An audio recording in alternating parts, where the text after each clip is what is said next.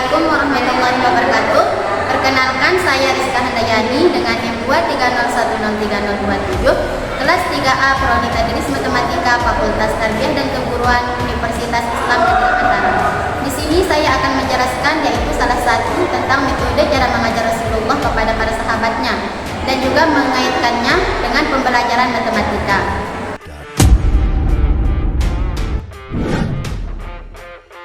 Sejarah singkat Nabi Muhammad SAW. Nabi Muhammad SAW adalah Nabi terakhir yang diutus ke muka bumi untuk membawa umatnya ke jalan yang benar. Beliau terlahir dari seorang ibu yang bernama Siti Aminah dan ayah yang bernama Abdullah, yang dilahirkan pada hari Senin 12 Rabiul Awal atau 22 April 571 Masehi di kota Mekah pada tahun Fil atau tahun gajah, dan wafat pada tanggal 8 Juni 632 Masehi di Madinah dalam usia 63 tahun. Nabi Muhammad dilahirkan dalam keadaan yatim, karena ketika Nabi Muhammad masih dalam kandungan, Abdullah telah meninggal dunia. Nabi terlahir dari keluarga bangsawan Bani Quraisy. Nama lengkap Muhammad bin Abdullah ini merupakan seorang yang terlahir dari keluarga Bani Quraisy yang membawa ajaran agama Islam. Nama Muhammad artinya orang yang terpuji. Nama ini diberikan oleh kakek tercintanya, yaitu Abdul Muthalib. Masa kelahiran Nabi Muhammad. Sebelum kelahiran Nabi Muhammad, ada banyak hal yang terlihat jauh berbeda jika dibandingkan dengan pasca kelahirannya, dan ditandai dengan peristiwa yang terjadi sangat luar biasa pada saat itu, masa jahiliyah. Zaman jahiliyah yaitu zaman kebodohan sebelum kelahiran Nabi, di mana umat Nabi ketika itu terbiasa menyembah patung-patung berhala. Mereka terbiasa juga dengan mabuk-mabukan, main judi, maksiat, dan merendahkan derajat kaum wanita. Hidupnya berpindah-pindah dan terpecah ke dalam beberapa suku yang disebut dengan kabilah. Hidup yang penuh dengan kebebasan dan tidak memiliki aturan dalam bermasyarakat, sehingga kehidupannya pada saat itu sangatlah kacau. Tahun Gajah. Peristiwa Tahun Gajah merupakan peristiwa terjadinya penyerbuan kota Mekah oleh pasukan Abraha pada masa kelahiran Nabi Muhammad. Tahun Gajah ini ialah tahun terjadinya penyerangan Ka'bah oleh pasukan atau tentara Raja Abraha, yaitu Gubernur Habasyah di Yaman. Serombongan pasukan gajah yang dipimpinnya ini hendak menghancurkan Ka'bah karena bangsa Quraisy akan semakin terhormat dan pada setiap tahunnya selalu ramai umat manusia untuk melakukan ibadah haji. Ini yang membuat Abraha ingin membelokkan umat manusia agar tidak lagi datang ke Mekah. Lalu Abraha mendirikan gereja besar di San'a yang bernama Al-Qulis. Namun usahanya itu tidak berhasil. Tak seorang pun mau datang ke gereja Al-Qulis itu. Abraha sangat marah besar dan pada akhirnya mengerahkan tentara bergajah untuk menyerang Ka'bah. Di dekat Mekah, pasukan bergajah merampas harta benda penduduk termasuk 100 ekor unta milik Abdul Muthalib, kakek Nabi Muhammad. Ketika Ka'bah hendak dihancurkan, Allah Subhanahu wa Ta'ala mengutus burung ababil untuk membawa kerikil sijil dengan paruhnya. Kerikil-kerikil itu dijatuhkan tepat mengenai kepala masing-masing pasukan bergajah tersebut hingga tembus ke badan mereka sampai mati. Peristiwa ini diabadikan dalam Al-Quran surat Al-Fil ayat 1-5. Pasukan bergajah ini hancur lebur mendapat azab dari Allah Subhanahu wa Ta'ala. Di masa inilah kemudian lahir seorang nabi akhir zaman, yaitu Muhammad SAW, dari pasangan Abdullah dan Siti Aminah. Peristiwa inilah yang menandai tahun kelahiran Muhammad dan pada akhirnya disebut Tahun Gajah. Masa kecil Nabi Muhammad SAW.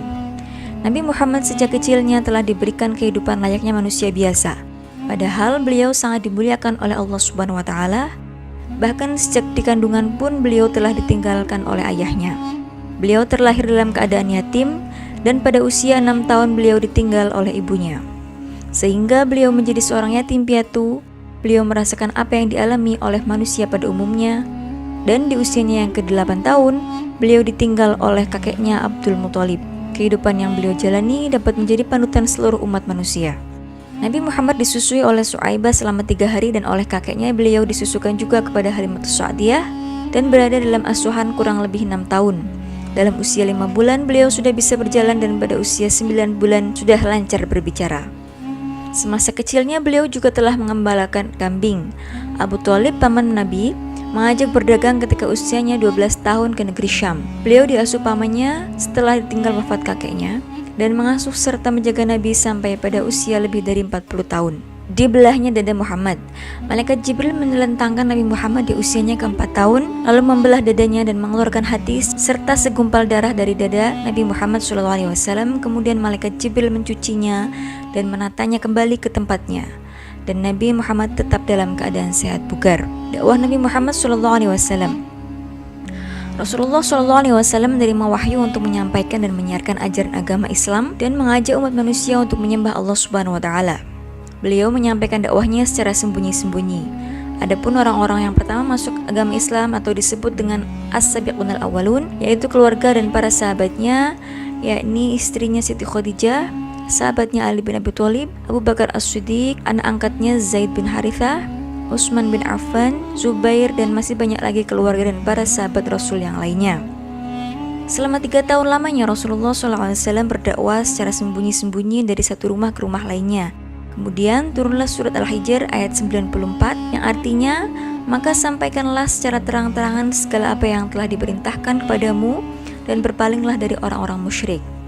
Dengan turunnya ayat ini, maka Rasulullah SAW menyiarkan dakwahnya secara terang-terangan. Tanggapan orang-orang Quraisy pada saat itu sangat marah dan melarang penyiaran Islam yang dibawa oleh Nabi, bahkan nyawa Nabi Muhammad sangat terancam. Namun, Nabi dan para sahabatnya semakin kuat dan tangguh menghadapi tantangan dan hambatan yang dihadapi. Dengan ketabahan serta sabar walau ejekan, caci maki, olok-olokan, dan menentang seluruh ajaran Nabi. Masa kerasulan Nabi. Pada masa kerasulan Nabi Muhammad SAW tahun ke-10, pada saat Amul Huzni, yaitu tahun duka cita di mana pamannya Abu Thalib dan istrinya Siti Khadijah wafat, serta umat Islam dalam keadaan sengsara. Di tengah-tengah kesedihannya, beliau dijemput malaikat Jibril untuk Isra Mi'raj, yaitu melakukan perjalanan dari Masjidil Aqsa ke Masjidil Haram sampai ke Sidratul Muntaha untuk menghadap Allah Subhanahu wa Ta'ala dan untuk menerima perintah di sholat 5 waktu.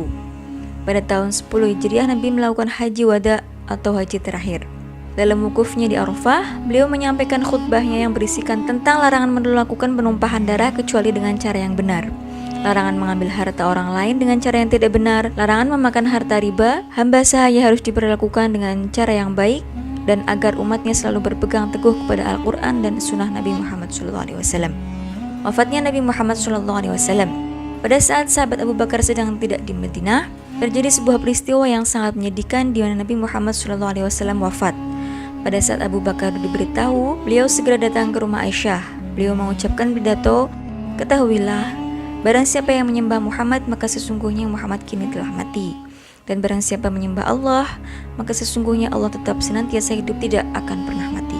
Kemudian beliau membacakan firman Allah Subhanahu wa Ta'ala yang artinya, "Sesungguhnya kamu akan mati dan sesungguhnya mereka akan mati pula." Quran Surat Az-Zumar ayat 30. Setelah berdakwah selama 23 tahun, beliau wafat pada usia 63 tahun.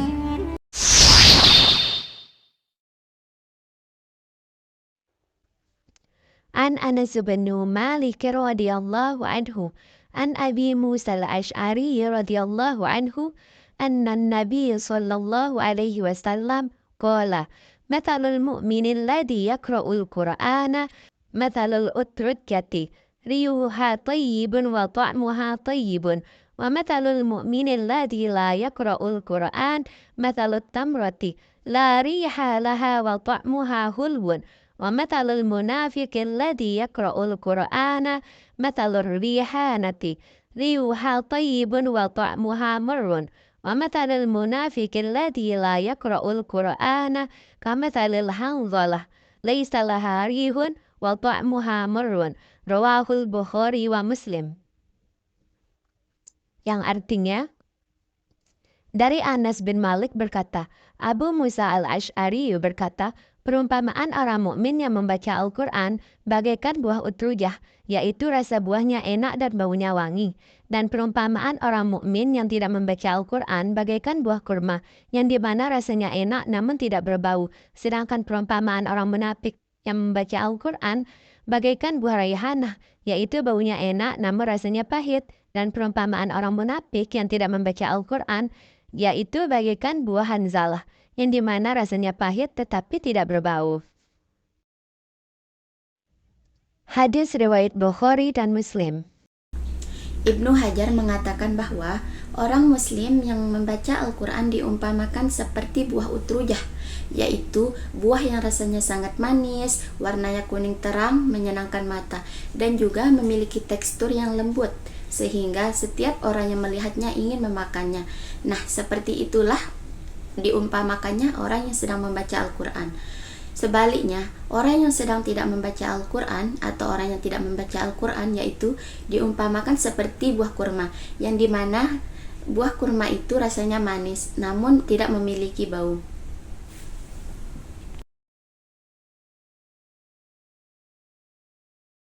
Rasulullah Shallallahu Alaihi Wasallam adalah pendidik yang luar biasa, dan salah satu metode pengajaran yang sering beliau gunakan adalah metode perumpamaan. Metode ini melibatkan penggambaran suatu konsep dengan membandingkan dengan hal-hal yang mudah dipahami oleh pendengarnya. Hal ini bertujuan untuk menjelaskan konsep abstrak atau kompleks dengan cara yang lebih konkret dan relevan.